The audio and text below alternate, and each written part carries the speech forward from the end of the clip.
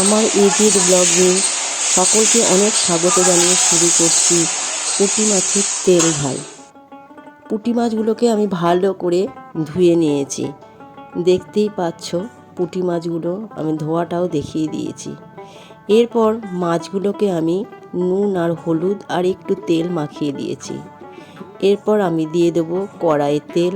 তেলটা খানিকক্ষণ একটু ভালো করে গরম করে নেব। গরম করাও হয়ে গেছে, মাছগুলো আমি ছেড়ে দিচ্ছি। মাছগুলো ভালো করে ভেজে নিতে হবে, লাল লাল করে, তবে হালকা হালকা ভাজবে না, এটা আবার খুব মচমচেও হবে না। আমি একটু মচমচে করে ভাজছি, কারণ ভাজাটা খাবো বলে।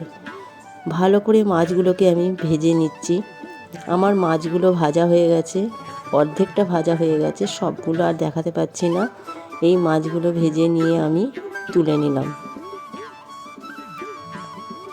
সব মাছগুলোই আমি ভেজে নেব এইভাবেই। তোমরা দেখতে থাকো ভিডিওটা, পুরো ভিডিওটা লক্ষ্য করলে তবেই বুঝতে পারবে এই রান্নাটা এত সুন্দর কি করে তৈরি হয়। আমার মাছগুলো সব ভাজা হয়ে গেছে। কড়াই আবার আমি তেল দিয়ে দিলাম। তেলের মধ্যে দিয়ে দিলাম জিরি জিরি করে কেটে রাখা পেঁয়াজ। পেঁয়াজগুলো আমি ভালো করে ভেজে নেব। ভিডিওটা পুরো দেখার অনুরোধ থাকলো। যদি ভিডিওটা ভালো লাগে লাইক কমেন্ট করতে ভুলো না। আর এখনও যারা সাবস্ক্রাইব করনি তারা তাড়াতাড়ি করে দিও। আর বন্ধু হয়ে আমার পাশে থেকো সকলের জন্য। পেঁয়াজটা আমি ভালো করে ভেজে নিলাম, লাল লাল করে, দেখতেই পাচ্ছ। এরপর আমি বাটির মধ্যে একটা মিক্সড করে রেখেছি সর্ষে, পোস্ত, হলুদ, নুন আর একটু কাঁচা তেল, সব কিছুই দেওয়া ছিল এর মধ্যে। দিয়ে কড়াইয়ের মধ্যে আমি দিয়ে দিলাম ভালো করে। আবার এটাও আমি হালকা করে নেড়ে নেব।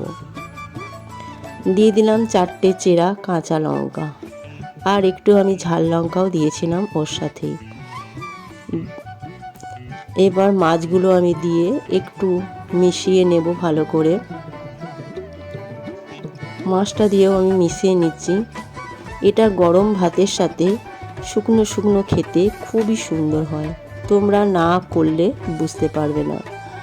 এরপর দিয়ে দেবো আমি মশলা ধোয়ার জলটা। যে জলটা সর্ষে পোস্ত বাটা বাটিতে ছিল, ওই বাটিতেই জল দিয়ে ওর মধ্যে আমি ঢেলে দিলাম। দেখতেই পাচ্ছ জলটা ঢেলে দিয়েছি। এটা একটু বেশ তেলটাও ছাড়বে আর গা মাখা হবে, চ্যাটচ্যাটে হবে, তবেই তোমরা নামিয়ে নেবে। দেখতে খুব ভালো লাগে, আবার খেতেও ঠিক ততটাই ভালো লাগে। যে আমার মাছের ঝালটা ফুটে উঠেছে, একটু জলের প্রয়োজন ছিল, সেজন্য আমি একটু জল দিয়ে দিলাম। তোমরাও তোমাদের যেটা প্রয়োজন হবে সেটা দিয়ে দেবে, কিন্তু তবে প্রসেসটা এইভাবেই করবে, দেখবে খেতে খুব ভালো লাগে। পুঁটি মাছের তেল ঝাল। আমার পুঁটি মাছের তেল ঝাল হয়ে গেছে, পুরো রেডি। একটু লঙ্কাগুলো টিপে টিপে দিয়ে দিয়েছি। এরপর আমি একটা অন্য পাত্রে ঢেলে নিচ্ছি পরিবেশন করার জন্য। পুরো ভিডিওটা দেখার জন্য সকলকে অনেক অনেক ধন্যবাদ রইল। ফিরে আসছি আমি আবার একটা নতুন রেসিপি নিয়ে।